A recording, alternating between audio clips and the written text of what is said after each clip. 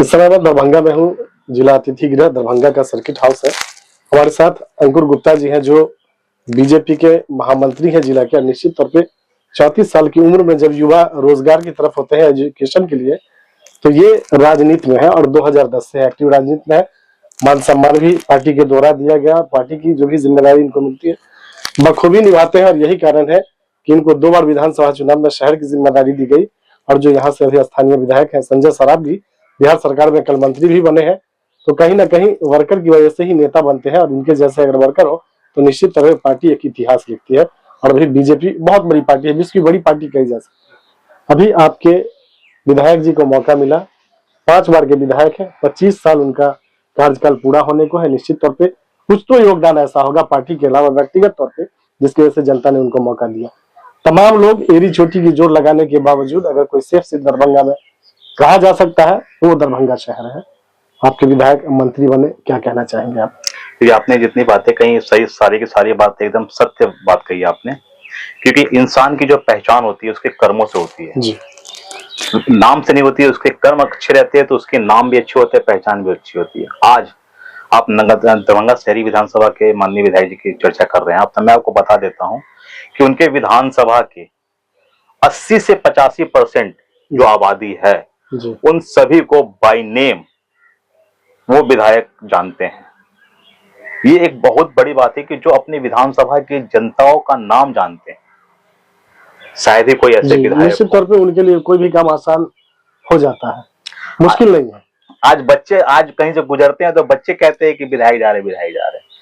तो ये उनका व्यवहार बोल रहा है और उनकी कमाई है। जनता के बीच में जो उन्होंने कमाई की है, उनका प्यार जो कमाया है, उनका विश्वास कमाया है, उनके भावनाओं को जो उन्होंने हमेशा अपने साथ रखा है, ये उनकी कमाई है कि वो लगातार 5 बार, पहला 2005 का चुनाव लड़े थे जी, 2005 में 2 बार हुआ और दोनों बार चुनाव जीते। उस समय हमारा केंद्र में और बिहार में सरकार भी नहीं थी जी। 10 विधानसभा में 1 विधानसभा हम जीतते थे जी। शहर जी। आज ऐसा दौर आ गया कि 10 में से 9 सीट हम जीत रहे हैं और शहर के साथ साथ 9 विधानसभा हम जीत के बैठे हुए हैं। बिल्कुल। ये है हमारे जितने भी जनप्रतिनिधि हैं उनके कर्तव्यों का फल है। और पार्टी का जो कार्यकर्ता अपने विधायक लोग के साथ लगा रहता है, ये उसका फल है कि आज हम लोग इतनी बड़ी विश्व की सबसे बड़ी पार्टी। आपकी पार्टी अनुशासन के लिए जानी जाती है, लेकिन विगत कुछ वर्षों में एक ट्रेंड सा चला, ऐसे लोग भी आपकी पार्टी के साथ जुड़ते हैं जिनका कहीं कोई जमीन पर पकड़ नहीं होता है। इन किन प्रकार पैसा भी कमा देते हैं और सीधी तौर पे दावेदारी पेश कर देते हैं, या यूं कहा जाए तो संगठन में भी हस्तक्षेप हो जाता है उनका। तो आप जैसे जो वर्कर हैं जो आरएसएस से, एबीवीपी से या फिर यूथ विंग व्यापारी का प्रकोष्ठ से मेन विंग में आते हैं, उनके लिए कैसा फील होता है जब वैसे लोग राजनीति में आते हैं? देखिए, जब बरसात होती है तो हम लोग बचपन से सुनते आते हैं कि मेढक का निकलना आता, उन लोग का खटखटाना आ जाता है। इससे मालूम चलता है कि बरसात होने वाली है, बरसात हो रही है, उसमें मेढक निकले हुए।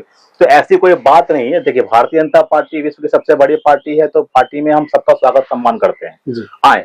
आने के साथ साथ उनकी अगर महत्वाकांक्षा ज्यादा बढ़ जाती है तो उसको हम और आप नहीं भुला सकते। उसको भुलाएगा कौन? जब वो जनता के बीच में जाएंगे तो जनता इस बात से रूबरू रहती है कि ये जो हमारे बीच में आए हैं तो ये किस भावना से आ रहे हैं।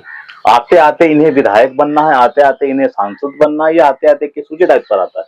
पहले जनता के दिलों में जगह बनाइए, बिल्कुल, उसके बाद काम करके दिखाना होगा। हमने कहा कि पहले जनता के दिलों में जगह बनाइए, उसके बाद आप संगठन में आइए। और संगठन अपने आप, जब संगठन को यह एहसास हो जाएगा, जनता को यह एहसास हो जाएगा कि नहीं अब ये हमारे लिए हैं, तो वो अपने आप आपको बुला लेगी, आपको जाने की जरूरत भी नहीं पड़ेगी। अंकुर गुप्ता जी, आपके जो माननीय विधायक बिहार सरकार के राजस्व मंत्री भी बने हैं, 25 साल से विधानसभा में है, विधायक है, लेकिन दरभंगा में आज भी एक बड़ी समस्या है आवारा पशु और अवैध बूचर खाना। उस पर क्या किया आप लोगों ने? देखिए सर, क्या है कि जब शुरू से ही इस बात के खिलाफ हमारे माननीय विधायक के साथ जितने भी हमारे जनप्रतिनिधि लोग रहे हैं, उन सभी लोगों ने उसका खिलाफ हमेशा से किया है कि मुख्य सड़कों पर जो बिक रहा है, जो चल रहा है, ये अवैध रूप से गलत है। तो उसके लिए विधानसभा में भी नगर विधायक माननीय श्री संजय सरावगी ने भी इन बातों को उठाया। उस वक्त हमारी सरकार नहीं थी, लेकिन उसमें उन्होंने हमेशा अपनी बातों को सदन में हो या अपने जिला में हो, हमेशा से उस मोर्चा में हम लोग के साथ खड़ा रहे हैं। और अब जो उन्हें दायित्व दिया गया है भूमि सुधार एवं राजस्व का, और साथ ही साथ जाले से विधायक आते हैं माननीय जीवेश कुमार जी, नगर विकास, उन्हें वो दूसरी बार फिर एक शपथ लिए उन्होंने कल जी, और इत्तेफाक से हमने कहा नहीं, जब मन साफ रहता है और लक्ष्य लंबा रहता है तो सफलता मिलती है, और उन्हें जो मिल गई है वो नगर विकास मंत्री मिल गई, यानी कि नगर निगम हमारा आ गया अब उनके हाथ में।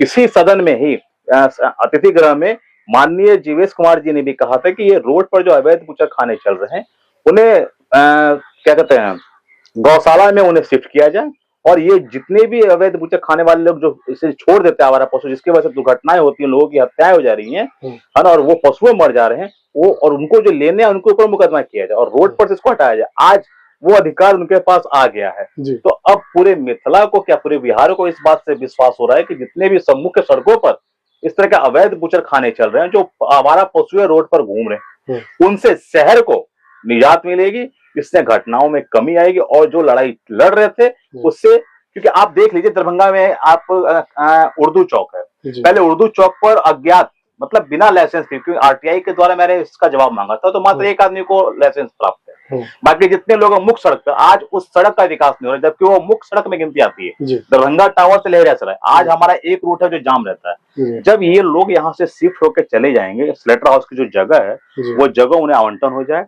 उस जगह का जो नगर निगम तय करेगी। आप ये भी मानते हैं कि शहर से हटा के इसको कहीं अलग करना चाहिए? कर दे, उन लोगों का व्यापार है, उन लोगों का व्यापार है, ये उनके धर्म के लोगों की बात है, तो हम उनके धर्म के साथ खिलवाड़ नहीं करेंगे, बिल्कुल।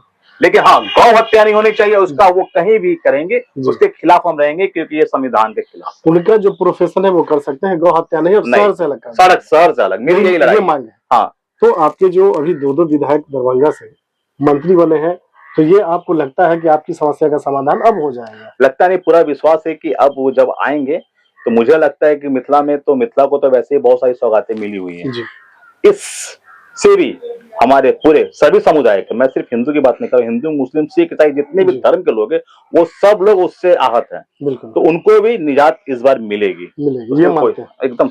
अंकुर गुप्ता जी 34 साल की उम्र में, तो ये कहा जाए 24 साल की उम्र से ही आप बीजेपी में, जो उम्र आपके लिए रोजगार का था, एजुकेशन का था, आपने राजनीति को चुना, क्या कारण है? और निश्चित तौर पे अगर आप राजनीति में हैं तो आपकी भी महत्वाकांक्षा होगी कि एज ए वर्कर अगर हमने मेहनत किया तो हमें भी मौका मिलना चाहिए, क्या कहेंगे आप? देखिए, संगठन में 14 साल मुझे हो गया राजनीतिक में प्रॉपर रूप से, ठीक है, और इस बीच में मैंने अभी नगर उप महापौर का चुनाव भी लड़ा था, महिला सीट थी तो मैंने अपनी माँ को लड़ाया था, 18,000 वोट, मुझे यहाँ की जनताओं का प्यार और विश्वास मिला, मुझे उन्होंने मुझ पर विश्वास किया, और उसी विश्वास के साथ मैं नगर निगम की जो समस्या रहती है उसके लिए लड़ता रहता हूँ। रही बात चुनाव की, तो उसके लिए हमारा शीर्ष नेतृत्व बैठा है, शीर्ष नेतृत्व जानता है कि कब किसे क्या मिलेगा। हमारे दरभंगा नगर के माननीय विधायक है जो 5 बार से विधायक हैं, 5 बार के विधायक रहने के बावजूद उन्हें मंत्रालय नहीं दिया गया, संगठन ने उन पर नहीं सोचा, लेकिन तब पर भी हमारे विधायक माननीय अपने संगठन के प्रति पूर्ण रूप से ईमानदारी के साथ लगे रहे, और कल ऐसा ऐतिहासिक दिन है, कल देख लीजिए, कल महाशिवरात्रि का दिन था, और महाशिवरात्रि के दिन महादेव का प्रसाद हमारे क्या कहते हैं नगर विधायक जी को मिल गया कि उन्हें मंत्रालय का क्या कहते हैं मंत्रिमंडल का शपथ ग्रहण भी किया, और आज ये सूचना भी मिल गई हमें कि उन्हें राजस्व एवं भूमि सुधार उन्हें मंत्रालय भी मिल गया। ये तो भाई सब संगठन में देर हो सकती है लेकिन अनदेखा नहीं कर सकते, लेकिन मिलना मान सम्मान जो होना चाहिए वो संगठन भारतीय जनता पार्टी सबको सम्मान देती है। 2025 का जो विधानसभा चुनाव है उसमें अंकुर गुप्ता जी की क्या भूमिका है? दावेदारी रहेगी? सीधी बात सर, दावेदारी की तो मैंने कहूँगा, ये मैंने आपसे कहा है कि इसके लिए हमारा शीर्ष नेतृत्व है। चुनाव में मुझे जो जिम्मेदारी मिलेगी, पिछली बार 10 में से 9 सीट हमने जीत कर एनडीए को दिया था, इस बार का मेरा लक्ष्य है कि हम 10 में से 10 सीट हम जीत कर इस बार एनडीए को दें, और बिहार में एक बार फिर पुनः पूर्ण बहुमत की डबल इंजन की सरकार और माननीय नीतीश कुमार जी के नेतृत्व में हम लोग चुनाव लड़के। तो नीतीश कुमार के नेतृत्व की बात आपने की है, तो क्या नीतीश कुमार मुखिया रहेंगे सर हम, या फिर जो आपके अमित शाह जी ने कहा कि फैसला होगा बस ये रास्ता रहेगा? मैंने क्या कहा कि चुनाव हम लड़ेंगे और जीतेंगे, और लड़ेंगे चुनाव इस बार का हम लोग माननीय नीतीश कुमार जी के नेतृत्व में। अब चुनाव जीतने के बाद हमारे मुखिया नीतीश कुमार जी रहेंगे, जो रहेंगे हमें कहीं सभी लोग को कहीं सिंधे जी तो नहीं हो जाएंगे ना? नहीं, ऐसा कुछ नहीं है सर। हमारा संविधान है कि हम लड़ेंगे चुनाव जी। माननीय नीतीश कुमार जी के नेतृत्व में ही तो लड़ेंगे सिंधे जी नहीं और ना हो जीतेंगे जाएंगे नीतीश और कुमार? जीतेंगे। नहीं सर, ऐसा क्या है, ये बात की बात है सर। क्या आपको लगता है कि आपका जो दरभंगा में बीजेपी का संगठन है वो आपसी खींचतान में चल रहा है? ऐसे लोग भी आपके संगठन में हैं जिनका जमीन पे कुछ भी नहीं है, कोई जनाधार नहीं, कोई पकड़ नहीं, और सीधा आते हैं, पार्टी में बड़ी जिम्मेदारी मिल जाती है। तो निश्चित तौर पे ये वर्करों के लिए तो बहुत बुरी खबर है। सर रहने दीजिए, संगठन है, संगठन में जो जिसको जिम्मेदारी मिल रही है उसको निर्वहन करने का प्रयास कर रहा है। और हमारे संगठन में कब किसको क्या मिल जाए कोई नहीं जानता है। जी, हमारे दरभंगा से एक मिथिला की बेटी को राज्यसभा सांसद मिल गया, जबकि उन्होंने कभी बिल्कुल, कोई कल्पना सोच नहीं नहीं सकता था। कभी उन्होंने कल्पना नहीं की थी, ना ही जी। किसी ने कल्पना की। जी, तो भाजपा है, भारत एनडीए है, कब किसको कहां से कहां पहुंचा दे। तो अपनी इच्छाओं को लेकर लोग आते हैं, आने दीजिए, हम स्वागत करते हैं, उनका मान सम्मान करते हैं हमारे पार्टी में आने के लिए। चलिए अंकुर Gupta ji, news IBN7 Sudarshan news और सिटीजन आवाज से बात करने के लिए धन्यवाद। मैं आपको फिर से पुनः धन्यवाद देता हूं कि आप मिथिला की पवित्र भूमि पर आए और आके यहाँ की कुछ चर्चाएं हम लोग आपस में किए, जो हमेशा मैं याद रखूंगा इसे।